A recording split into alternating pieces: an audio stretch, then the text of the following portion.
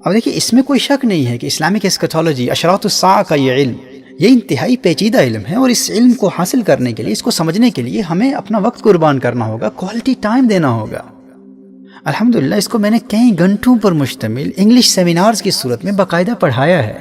جس میں اس علم کی اہمیت اور اس علم کو پڑھنے، پڑھانے اور اس کو بیان کرنے کی تفصیلی شرطوں کو بیان کیا گیا ہے، اور مختلف ادوار میں، مختلف زمانوں میں ظاہر ہونے والے عمومی قسم کے اور متعین نوعیت کے واقعات و حوادث کو احادیث مصطفیٰ صلی اللہ علیہ وسلم کا مصداق ٹھہرانے کی روایت اور درایت کے اعتبار سے اہل علم نے جو کڑی شرطیں بیان کی ہیں، اس پر بھی یہاں UK میں ہماری ہفتہ وار مجالس احیاء میں تفصیلی لیکچرز انگلش میں ڈیلیور کیے جا چکے ہیں۔ لیکن پھر بھی دوستوں کی جانب سے کچھ اردو سپیکنگ علماء، ٹی وی اینکرز اور کچھ محققین کے بیانات کی روشنی میں چند عجیب قسم کے سوالات آئے ہیں۔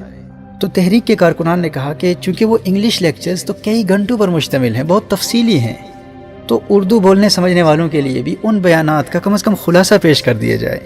تاکہ ان تمام علامات کی ترتیب بھی واضح ہو جائے اور احادیث میں پائے جانے والے ظاہری تعارض کا ازالہ اور وضاحت بھی ہو جائے۔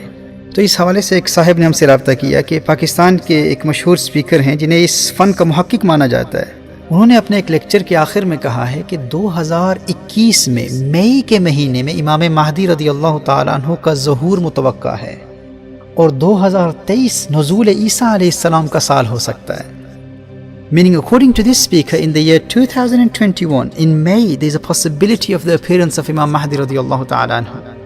And 2023 can be the year of the second appearance of Sayyidina Isa ala nabiyyina wa alayhi salatu wassalam. So this is according to this famous speaker, this renowned orator from Pakistan.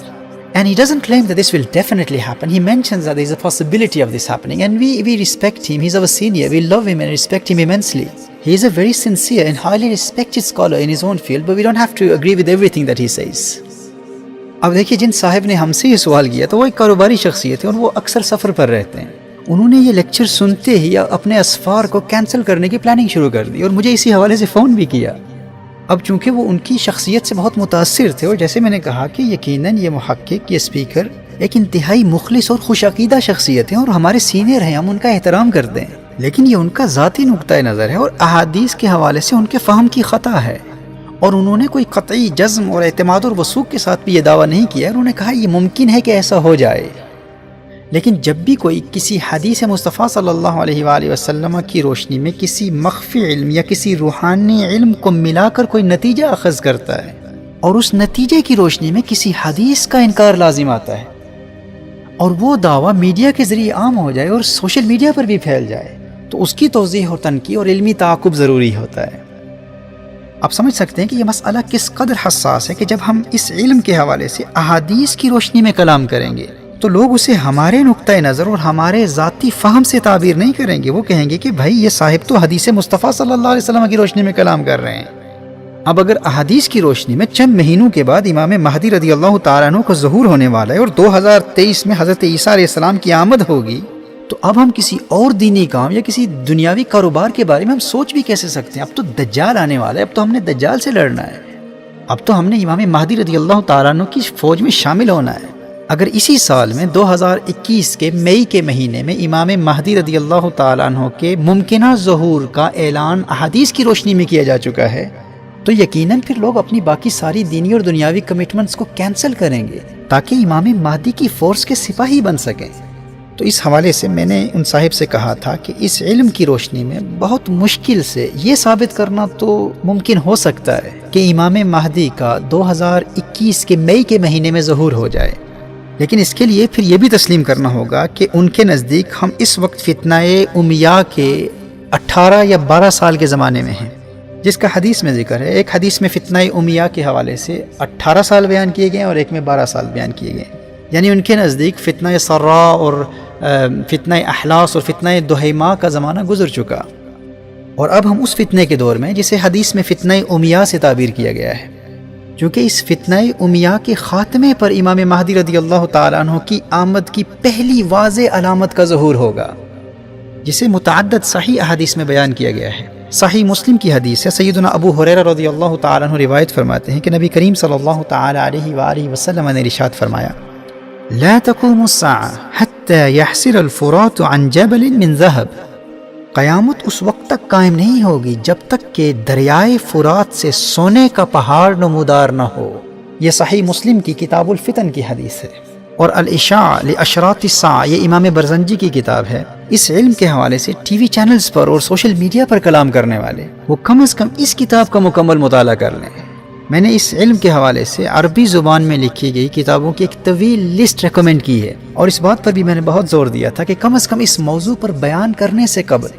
اس علم کے کسی ماہر عالم سے کم از کم یہ ایک کتاب تو ضرور پڑھ لیں۔ اور یاد رکھیں اس کے لیے صرف عربی زبان کا جاننا کافی نہیں ہے، اس عالم کے لیے بھی ضروری ہے کہ وہ اس فن میں گہری نظر رکھتا ہو۔ اور ہمارے ہاں حال یہ ہے کہ اس علم میں مہارت تو کجا، جو لوگ عربی زبان کی مبادیات تک کو نہیں جانتے وہ بھی اردو کتابوں کے اپنے ذاتی مطالعے کی بنیاد پر اس موضوع پر اپنے بیانات نشر کر رہے ہوتے ہیں۔ تو میں عرض کر رہا تھا کہ الاشاع لاشراط الساعہ میں امام عبد رسول برزنجی رحمہ اللہ نے نہر فرات کے خشک ہو جانے کے بعد نہر فرات سے سونے کا پہاڑ نمودار ہونا، اس سونے کے پہاڑ کو امام مہدی رضی اللہ تعالی عنہ کے ظہور سے پہلے کی علامت قرار دیا ہے۔ یعنی جب تک دریائے فرات خشک نہیں ہو جاتا اور دریائے فرات سے سونے کا پہاڑ ظاہر نہیں ہوتا، اس وقت تک امام مہدی رضی اللہ تعالی عنہ کا ظہور نہیں ہوگا۔ اور اسی طرح صحیح بخاری کی حدیث ہے، حضرت ابو ہریرہ رضی اللہ تعالی عنہ روایت فرماتے ہیں کہ نبی کریم صلی اللہ تعالی علیہ وآلہ وسلم نے ارشاد فرمایا: یوشک الفرات ان یحسر عن کنز من ذهب فمن حضره فلا یأخذ منه شیئا۔ نبی کریم صلی اللہ تعالی علیہ وآلہ وسلم نے ارشاد فرمایا عن قریب دریائے فرات سے سونے کا ایک خزانہ نکلے گا، بس جو کوئی وہاں موجود ہو اس میں سے کچھ نہ لے۔ یہ صحیح بخاری کی حدیث ہے، کتاب الفتن باب خروج النار، اور سنن نبی داؤد میں بھی اور مسند احمد میں بھی ہے۔ اب دیکھیے نہر فرات کا خشک ہو جانا اور سونے کا پہاڑ برآمد ہونا یہ ظہور مہدی سے پہلے کی واضح علامت ہے، اور میں انگلش سیمینارز میں تفصیلی دلائل کی روشنی میں اس بات کی وضاحت کر چکا ہوں کہ اس دریائے فرات والے سونے سے معدنیاتی خزانہ یا تیل اور پیٹرول مراد لینا یہ کتنی بڑی علمی خطا ہے۔ دریائے فرات کے سونے سے مراد حقیقی سونے کا پہاڑ ہے۔ اور یہ بات بھی یاد رہے کہ دریائے فرات کا یوفریٹس ریور کا خشک ہو جانا یہ فقط اسلام میں قرب قیامت کی علامت نہیں ہے، کرسچینٹی میں بھی، عیسائیوں کے ہاں بھی قرب قیامت اور آرمیگیڈن کے حوالے سے، جسے اسلام میں الملحمۃ الکبریٰ کہا جاتا ہے، سب سے بڑی جنگ جو قیامت سے پہلے ہوگی، اور عیسائیوں کے ہاں بھی اس آرمیگیڈن سے پہلے دریائے فرات خشک ہو جائے گا۔ یہ نیو ٹیسٹمنٹ کی بک آف ریولیشن میں جو نیو ٹیسٹمنٹ کا آخری چیپٹر ہے، اس میں ریولیشن 16 یہ 16واں باب ہے، 16 چیپٹر کی اگر آپ ورس 12، 13 اور 14 کا مطالعہ کریں، اسے مکاشفات یوحنا بھی کہتے ہیں۔ ورس 12 میں ہے And the sixth angel poured out his bowl on the great river Euphrates,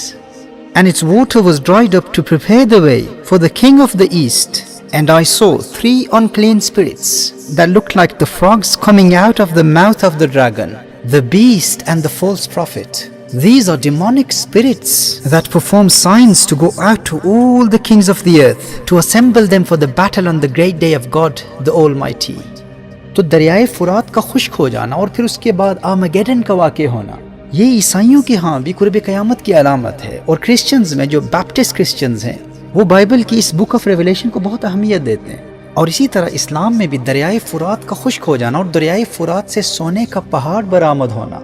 یہ علامات قیامت میں سے ہے، اور امام مہدی کے ظہور کی سب سے پہلی واضح علامت یہی ہے کہ دریائے فرات خشک ہو جائے گا اور اس سے ایک پہاڑ ظاہر ہوگا جو سونے کا پہاڑ ہوگا۔ اب اس میں تو کوئی شک نہیں ہے کہ دریائے فرات اس وقت بہت تیزی سے خشک ہو رہا ہے، اسے تو آپ خود گلوبل واٹر فورمز کی رپورٹ کے حوالے سے دیکھ سکتے ہیں، آپ کو اندازہ ہوگا کہ کس تیزی سے دریائے فرات خشک ہو رہا ہے۔ اور نبی کریم صلی اللہ علیہ وآلہ وسلم کی حدیث کی روشنی میں دریائے فرات سے سونے کا پہاڑ کسی وقت بھی نمودار ہو سکتا ہے۔ ماضی میں جو لوگ دعویٰ کرتے تھے کہ اس خطے میں سونے کے پہاڑ کہاں سے مل سکتے ہیں، یہ کیسے ممکن ہے، اور حدیث کے الفاظ کی باطل تعویل پیش کرتے ہوئے کہتے تھے کہ اس سے مراد تو کوئی معدنیاتی خزانہ یا عراق کا تیل ہے، پیٹرول اس سے مراد ہے۔ دیکھیے دریائے فرات کے 3 سیکشنز ہیں، اس کا جو اپ سٹریم ہے وہ ترکی سے گزرتا ہے، مڈل سٹریم سیریا میں، اور ڈاؤن سٹریم عراق میں سے گزرتا ہے۔ دریائے فرات کا 28% حصہ ترکی میں ہے۔ ابھی جب ریسنٹلی حال ہی میں ترکی میں سونا برآمد ہوا تو بہت بڑے بڑے دعوے کرنے والے، حالانکہ وہ دوسری جانب تھا، لیکن لوگوں کے انداز بدل گئے، بڑی رونت سے احادیث پر تنقید کرنے والوں کے تیور بدل گئے۔ حالانکہ ہم ہرگز یہ دعویٰ نہیں کرتے کہ ترکی کا وہ سونا وہی دریائے فرات کا سونا ہے جس کا ذکر قرب قیامت کے حوالے سے حدیث مصطفیٰ صلی اللہ علیہ وآلہ وسلم میں آیا ہے۔ یعنی وہ سونا جو ظہور امام مہدی کی ایک واضح علامت ہے۔ لیکن وہ لوگ جو احادیث مصطفیٰ صلی اللہ علیہ وآلہ وسلم کو اپنے عقل کے معیار پر ٹٹولنے اور عقل کے ترازو پر تولنے کی کوشش کرتے ہیں، اور ایک مدت سے یہ دعویٰ کرتے رہے کہ یہاں ان علاقوں میں، اس خطے میں سونے کا پہاڑ مل ہی نہیں سکتا، اس حدیث سے مراد تیل کے ذخائر ہیں، اس حدیث سے مراد سیاہ تیل ہے،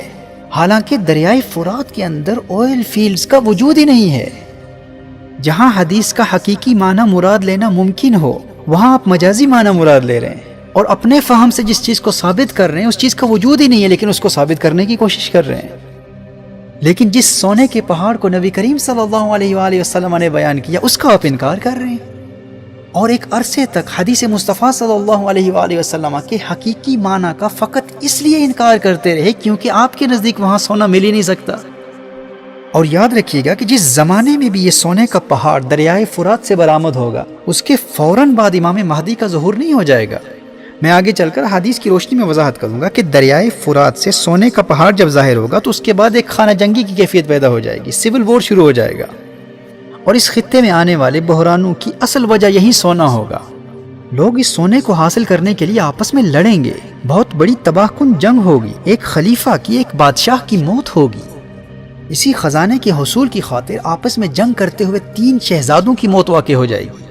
اور یاد رکھیے کہ امام مہدی رضی اللہ تعالیٰ عنہ اس جنگ میں خود شامل نہیں ہوں گے۔ دریائے فرات کے سونے کی بنیاد پر کی گئی جنگ میں امام مہدی رضی اللہ تعالیٰ عنہ شریک نہیں ہوں گے، ابھی ان کے ظہور کا اعلان نہیں ہوا ہوگا، ابھی ان کی بیعت کا سلسلہ شروع نہیں ہوا ہوگا۔ اور پھر وہ وقت آئے گا جب رمضان المبارک کی پہلی رات چاند گرہن، اور پھر دوپہر کو سورج گرہن ہوگا، اور ماہ رمضان میں چاند گرہن بھی 2 مرتبہ ہوگا، اور جب سے زمین و آسمان کی تخلیق ہوئی اس سے پہلے ایسا کبھی نہیں ہوا۔ اور پھر اسی دوران النفس الزکیہ جیسے پارسا انتہائی نیک شخص کو شہید کر دیا جائے گا۔ اور یاد رکھیے یہ وہ النفس الزکیہ نہیں ہے جنہیں عباسی خلیفہ المنصور کے دور میں شہید کیا گیا تھا،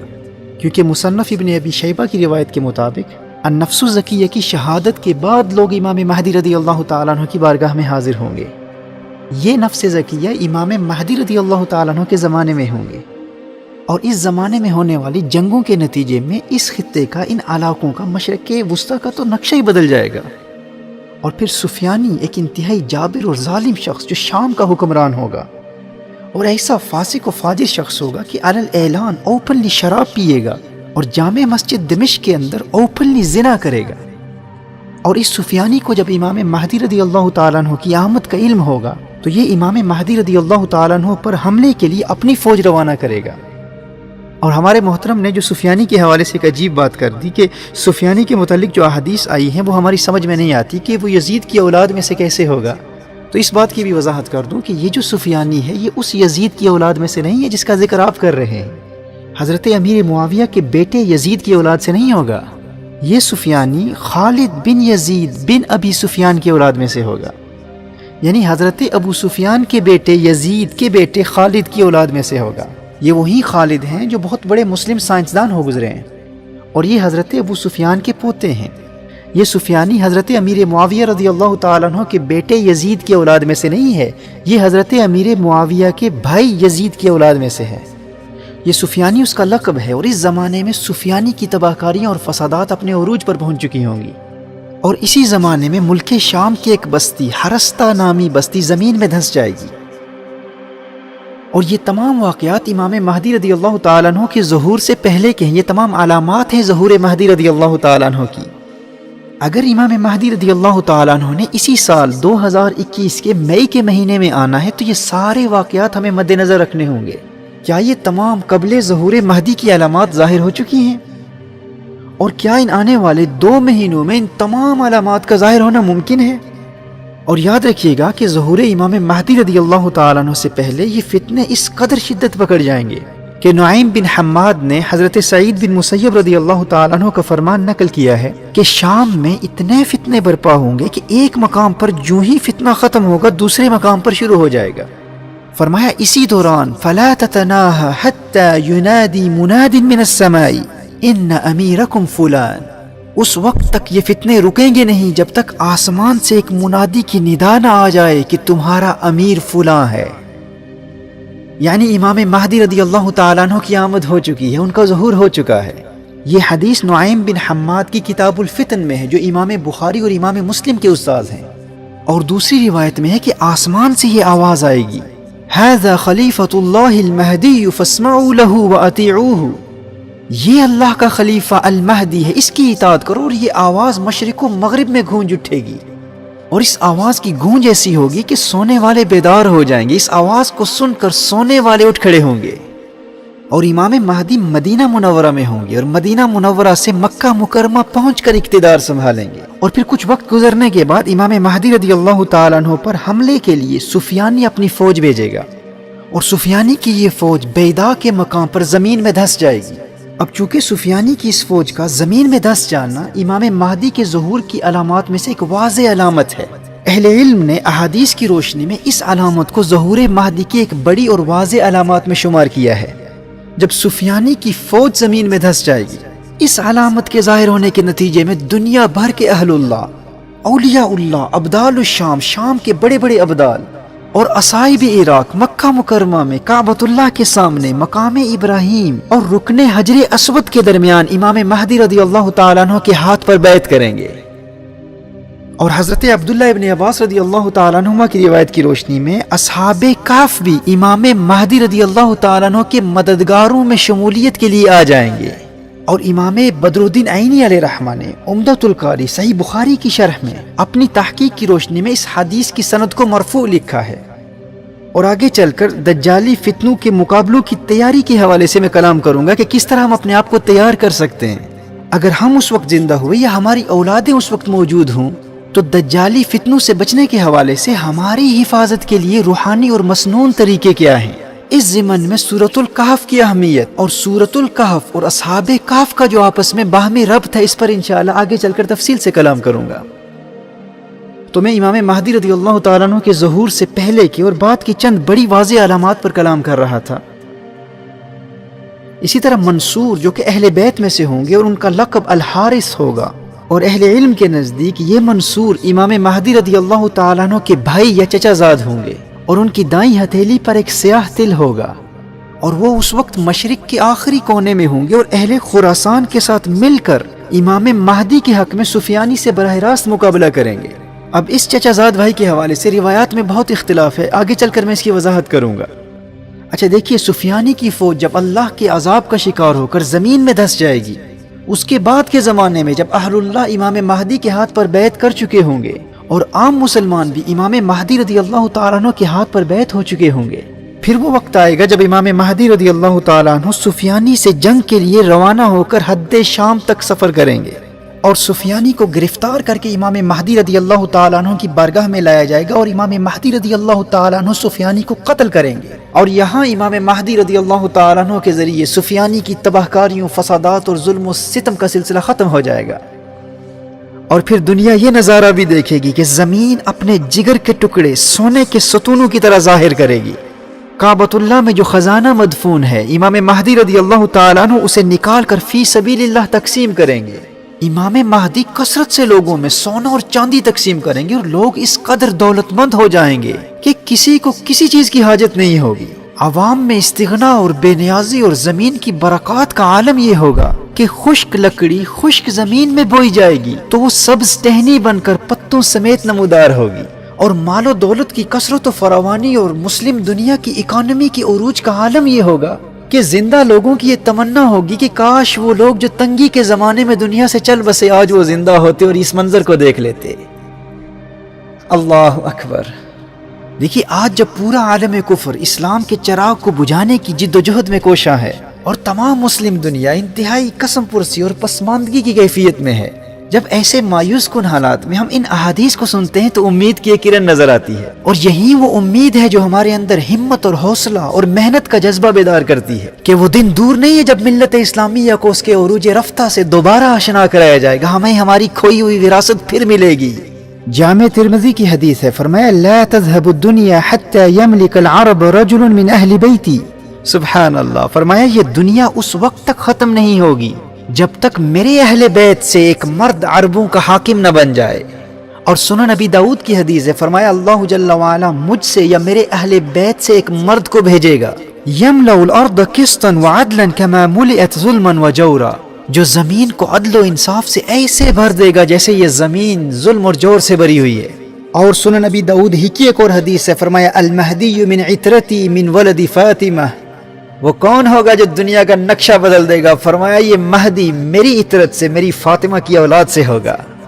سبحان اللہ، یاد رکھنا وہ مرد مجاہد جو آج کے اس مفلسی، غربت، قسم پرسی، پسماندگی اور ظلم و ستم کے زمانے کو عدل و انصاف، امن و آشتی، محبت اور رواداری، دولت اور خوشحالی کے زمانے میں بدل دے گا، وہ کون ہوگا؟ وہ فاطمہ تو زہرا کی اولاد میں سے ہوگا، اس کی رگوں میں میرے آقا کا خون دوڑ رہا ہوگا۔ اور امام برزنجی نے الاشاع لاشراط الساعہ میں لکھا ہے کہ یہ وہ دور ہوگا جب آل محمد سے بغض رکھنے والے دنیا سے مٹ جائیں گے، تمام مخلوق اس زمانے میں آل محمد سے محبت کرنے والی ہوگی۔ اب دیکھیے، ابھی جو میں نے اپنی اس تمہیدی گفتگو میں امام مہدی رضی اللہ تعالیٰ عنہ کے ظہور سے پہلے کی جتنی علامات بیان کی ہیں، کیا یہ تمام واقع ہو چکی ہیں؟ تو اس بات کو ہم کس تناظر میں دیکھیں گے کہ امام مہدی رضی اللہ تعالیٰ عنہ 2021 کے مئی کے مہینے میں آئیں گے، ابھی ہم فروری کے مہینے میں، اور درمیان میں مارچ، اپریل اور پھر مئی کا مہینہ آ جائے گا، درمیان میں صرف 2 مہینے باقی ہیں۔ تو کیا ان 2 مہینوں میں یہ سب کچھ ہو جانا ممکن ہے؟ امام مہدی کے ظہور سے پہلے کی جو علامات میں نے بیان کی ہیں انہیں آپ ریوائنڈ کر کے بار بار سنیں، کم از کم آج کے ان فتنوں کے زمانے میں ہر مسلمان کے لیے ان علامات کا جاننا ضروری ہے، اور اپنے بچوں کو بھی امام مہدی کے ظہور سے پہلے کی علامتیں اور بعد کی علامتیں بھی بار بار سنائیں اور یاد کرائیں۔ This is necessary knowledge for every Muslim. It's the responsibility of the parents to teach their children the signs of Qiyamah in order to protect them from the tribulations of Dajjal, the signs of the Day of Judgment, the signs of Imam Mahdi radiyallahu ta'ala anhu, the appearance of Dajjal, the descent of Sayyidina Isa ala nabiyyina wa alayhi salatu wassalam, and the sequence of the manifestation of these events. تو میں یہ عرض کر رہا تھا کہ کیا ان 2 مہینوں میں ان تمام علامات و حوادث کا وقوع پذیر ہو جانا پاسبل ہے؟ اچھا، اگر ہم برسبیل تنزل یہ تسلیم بھی کر لیتے ہیں کہ ان 2 مہینوں میں یہ دریائے فرات کا خشک ہو جانا اور سونے کا پہاڑ نمودار ہونا اور یہ تمام واقعات و حوادث اور یہ ساری جنگیں ہو جائیں گی اور ان تمام ممالک کا جغرافیائی اور سیاسی نقشہ ہی بدل جائے گا، اور اسی سال میں ان 2 مہینوں کے بعد مئی کے مہینے میں امام مہدی رضی اللہ تعالی عنہ کا ظہور متوقع ہے، اگر ہم فار آرگیومنٹ سے اسے ایکسیپٹ بھی کر لیتے ہیں، اسے قبول بھی کر لیتے ہیں، تو میں یہ پوچھنا چاہتا ہوں کہ پھر ہم یہ کیسے مان لیں کہ 2023 میں 2023 میں حضرت عیسیٰ علیہ السلام کا نزول ہوگا؟ یہ جو کہا گیا ہے کہ 2021 میں حضرت امام مہدی رضی اللہ تعالی عنہ کے ظہور کی توقع ہے، اور 2023 میں حضرت عیسیٰ علیہ السلام کے نزول کو ایکسپیکٹ کیا جا رہا ہے، اور اس کے لیے احادیث بھی پیش کی جا رہی ہیں، اور پھر احادیث کے ساتھ کچھ روحانی علوم، کچھ علم الاعداد اور مخفی علوم کا سہارا بھی لیا جا رہا ہے۔ ہم دیگر روحانی اور مخفی علوم کے قائل ہیں، ہم ان کا انکار نہیں کرتے، لیکن جب ان علوم سے اخذ کیے گئے نتائج صریح احادیث سے ٹکراتے ہیں تو ان کو ایکسیپٹ نہیں کیا جا سکتا۔ دیکھیے، میں انشاءاللہ صحیح احادیث کی روشنی میں وضاحت کروں گا کہ امام مہدی رضی اللہ تعالیٰ عنہ کے ظہور کے بعد ان کا دور حکومت کم از کم 7 یا 9 سال تک ہوگا۔ اب اسی عرصے میں خراسان سے کالے جھنڈے والوں کی فوج امام مہدی کی مدد کے لیے آئے گی، اور پھر غزوہ ہند بھی اسی زمانے میں ہوگا، اور امام مہدی کے دور میں غزوہ ہند کا انکار کرنے والوں کا بھی مدلل علمی جواب میں پہلے دے چکا ہوں۔ غزوہ ہند بھی اسی امام مہدی کے دور میں ہوگا، پھر اسی زمانے میں بیت المقدس بھی فتح ہوگا۔ یہ امام مہدی کی فتوحات کا دور ہوگا، امام مہدی بڑی بڑی حکومتوں کا تختہ الٹ دیں گے، اور اسی میں مدینہ منورہ کی ویرانی اور بیت المقدس کے آباد ہونے کا زمانہ بھی ہے، اور پھر دنیا بھر کے یہود اصبہان کے علاقے یا اصفہان کے علاقے یہودیہ میں آباد ہو جائیں گے، جو کہ آج کے ایران میں ہے۔ بیت المقدس فتح ہو چکا ہوگا، اور امام مہدی رضی اللہ تعالیٰ عنہ کا غلبہ دیکھ کر دنیا بھر کے یہودی اپنے مسیحا جسے ہم دجال کہتے ہیں اس کے انتظار میں ایران کے علاقے اصبہان میں یہودیہ کے مقام پر جمع ہو جائیں گے، اور یہ علاقہ آج بھی موجود ہے، اور یہ اصبہان کو اسبہان بھی کہا جاتا ہے، اور اصفہان اور اصفہان بھی پڑھا جا سکتا ہے، اور اس کی وضاحت امام نووی رحمہ اللہ اور دیگر اہل علم نے کی ہے۔ وَأَمَّا أَصْبَهَانَ فَهِيَ بِفَتْحِ الْحَمْزَةِ وَكَسْرِهَا وَبِالْبَاءِ وَالْفَاءِ كَمَا قَالَ النَّوَوِي رحمہ اللہ فی شرح مسلم۔ اور آج عام طور پر اصفہان یا اصفہان ہی مشہور ہے، اور یہ یہودیہ کا علاقہ آج کے ماڈرن ڈے ایران کے اصفہان میں آج بھی پایا جاتا ہے، اور وہاں پر آج بھی یہود آباد ہیں، اور یہی وہ یہودیہ کا ایریا ہے جہاں دنیا بھر سے یہود ہجرت کر کے جمع ہو جائیں گے۔ دیکھیے اس زمانے میں تمام یہودی متحد ہو چکے ہوں گے، اور اسرائیل کی ریاست کے حوالے سے دور حاضر کی یہودیوں میں جو اختلافات پائے جاتے ہیں یہ اختلافات ختم ہو جائیں گے۔ آج کے زائنسٹ یہود اور آرتھوڈوکس یہود آپس میں متحد ہو جائیں گے، کیونکہ زائنسٹ یہودی، صہیونی یہودی اس وقت ہیکل سلیمانی کی تیسری تعمیر کے لیے جدوجہد کر رہے ہیں۔ ان کا نظریہ یہ ہے کہ جب ہم اسٹیٹ آف اسرائیل کو مکمل طور پر قائم کر لیں گے تو پھر ہمارا مسیحا آئے گا، جبکہ آرتھوڈوکس جوز، آرتھوڈوکس یہود، ان کا یہ دعویٰ ہے کہ جب ہمارا مسیحا آ جائے گا تو وہ خود آ کر ہمیں ہمارا حق دلوائے گا اور ہمیں اس ریاست میں آباد کرے گا۔ تو یاد رکھیے خروج دجال کے زمانے میں یہ سارے متحد ہو جائیں گے، کیونکہ پھر آرتھوڈوکس یہود بھی کہیں گے کہ ہمارا مسیحا تو آ چکا ہے، کیونکہ بیت المقدس فتح ہو چکا ہے، امام مہدی رضی اللہ تعالیٰ عنہ نے اقتدار سنبھال لیا ہے۔ اب وہ اپنے نظریات کے مطابق اپنے مسیحا کے ساتھ مل کر سارے متحد ہو کر یروشلم کے حصول کی جدوجہد کریں گے۔ اور اس زمانے میں یہ تمام روایت پسند یہودی اور تمام صہیونی، تمام زائنسٹ اور آرتھوڈوکس یہود اور ان کی تمام برانچیز، حریدی، مسورتی، ہیلونی، ڈاتی، جنہیں انگلش میں الٹرا آرتھوڈوکس اور کسی کو ریلیجیس اور کسی کو ٹریڈیشنل جوز اور کسی کو سیکولر جوز کہا جاتا ہے، اور اسی طرح کنزرویٹیو اور ریفارم یہود، اور ان کی جتنی بھی سب ڈویژن، جتنی بھی مختلف اقسام پائی جاتی ہیں، چھوٹی برانچیز پائی جاتی ہیں، ان میں جتنے بھی لوگ اس دور میں یہودی مشن کے ساتھ مخلص ہو جائیں گے، یہ تمام اصبہان میں، یہودیہ کے علاقے میں اپنے مسیح کے پرچم تلے اور ہماری اسلامی روایت کی روشنی میں دجال کے پرچم تلے اپنے تمام اختلافات کو مٹا کر متحد ہو جائیں گے۔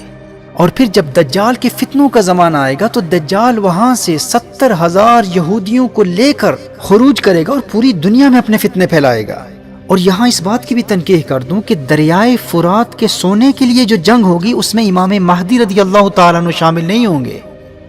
لیکن ان 7 سالوں کے دور حکومت کے آخر میں جب الملحمۃ الکبریٰ ہوگا، جب سب سے بڑی جنگ لڑی جائے گی جسے بائبل میں آرمگیڈن کہا گیا ہے، اس جنگ میں امام مہدی رضی اللہ تعالیٰ عنہ شامل ہوں گے، لیکن اس آرمگیڈن میں، اس الملحمۃ الکبریٰ میں دجال شامل نہیں ہوگا۔ آپ سمجھ رہے ہیں نا کہ دریائے فرات کے سونے کی حصول کی جنگ میں امام مہدی رضی اللہ تعالیٰ عنہ شامل نہیں ہوں گے، لیکن اپنی 7 سالہ یا 9 سالہ دور حکومت میں ہونے والے الملحمۃ الکبریٰ میں امام مہدی رضی اللہ تعالیٰ عنہ شامل ہوں گے۔ پر اس الملحمۃ الکبریٰ، اس سب سے بڑی عالمی جنگ میں دجال شامل نہیں ہوگا۔ یہ ترتیب اگر آپ یاد کر لیں گے نا تو آگے چل کر احادیث کو سمجھنا اور احادیث کے ظاہری تعارض کے ازالے کے لیے یہ ترتیب آپ کے لیے بہت مفید ہوگی۔